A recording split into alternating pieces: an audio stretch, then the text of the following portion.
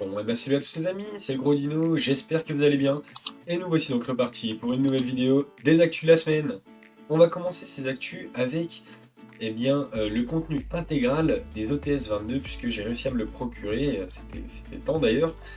On peut voir à l'intérieur des petites rééditions plutôt sympathiques, hein. Notamment en commune, on aurait Branded in Red, on aurait Limiteur d'Invoque et la petite excentrique Arc Démon qui coûtait encore bien assez de sous, hein, puisque en secrète il me semble qu'elle était à 20 balles et en commune ou en gold on la retrouvait aux alentours des 7-8 euros.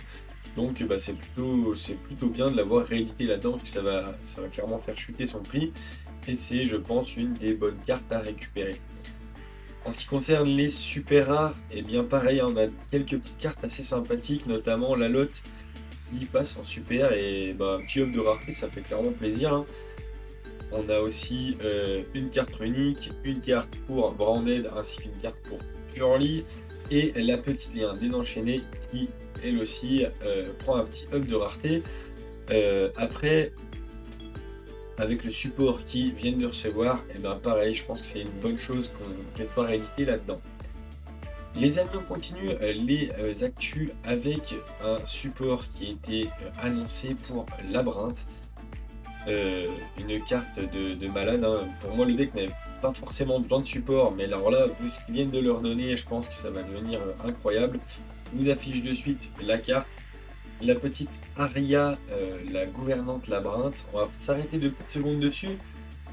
Durant la même phase, donc en effet rapide, donc la même phase, ça veut dire que c'est pas forcément la vôtre, ça peut être aussi celle de l'adversaire.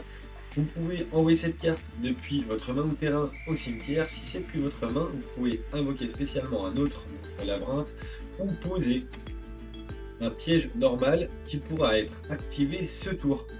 C'est complètement pété, je trouve ça dingue. En deuxième effet, lorsque votre adversaire répond à un effet de labyrinthe ou à un effet de piège normal, vous pouvez réinvoquer cette carte depuis votre cimetière sur le terrain. Ça c'est pareil, il y a une petite boucle qui se forme, notamment, admettons vous l'ayez en T0, vous montez votre board, vous l'envoyez donc au cimetière pour set une piège normale. Pendant le tour de l'adversaire, il y a forcément un moment donné où il va répondre à une de vos pièges normales ou à une de vos cartes labyrinthe, donc vous débrouillez pour réinvoquer donc cette carte là sur le terrain.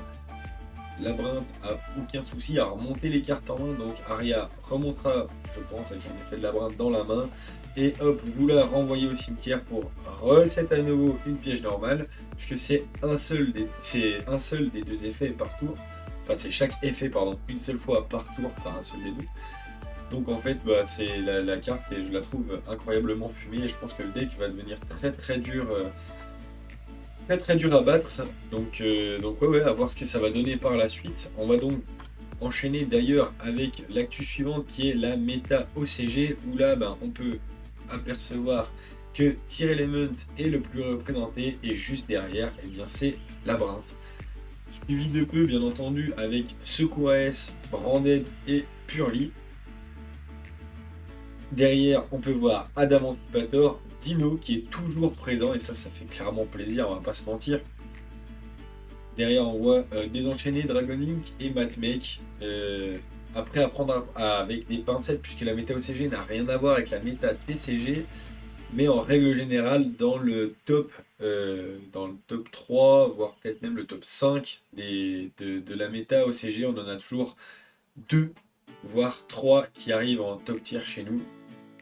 Donc ça ne m'étonnerait pas que Labyrinthe reprenne du poil de la bête et arrive bien assez haut dans le classement. Pour finir ces actus, les amis, je vous propose un petit leak qui est apparu. Donc c'est Bataille de Légende chapitre 1 qui sortirait le 22 février 2024. À l'intérieur, on pourrait retrouver une carte en secrète 6 ultra avec bien entendu le titre qui change comme à chaque fois. On a du vert, du rouge et du bleu si je dis pas de bêtises, ainsi que 30 cartes communes. Après avoir qu'est-ce qu'on va retrouver à l'intérieur comme petite dinguerie. Et là on peut apercevoir qu'il y a déjà le petit Herman qui va faire plaisir à, à voir s'il a le nom de plusieurs couleurs, mais clairement ça va faire plaisir, ainsi que le numéro 90 qui aussi est plutôt sympathique. Donc à voir ce qu'on aura par la suite, on en reparlera bientôt. Les amis, c'est tout pour ces actus principales. On va passer maintenant aux résultats qu'il y a eu dans les différents essais, puisque cette semaine, il y a eu les sneak peeks. Donc, concernant les sneak peeks, pas trop de résultats, mais je pense particulièrement à une petite dinguerie qui me vient en tête. C'était le dernier tournoi du reboot de Lyon, puisqu'ils vont être amenés à fermer leurs portes. Et c'est Valentin Bouvard qui a gagné avec son deck Vanquichou pour ce dernier tournoi. Donc franchement félicitations à lui. Et puis ben c'est dommage pour le reboot. Je vous affiche la DL que Valentin jouait. À savoir que c'est pas exactement celle-ci. Je sais qu'il jouait une DL proche de sa decklist du championnat d'Europe. Donc c'est la decklist du championnat d'Europe que je vous affiche. Après, Valentin est un très très bon joueur, donc je pense qu'il n'y a pas forcément grand chose à changer. Et voilà, ceux qui voudraient s'en inspirer, libre à vous.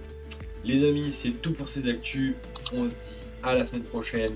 Allez, ciao!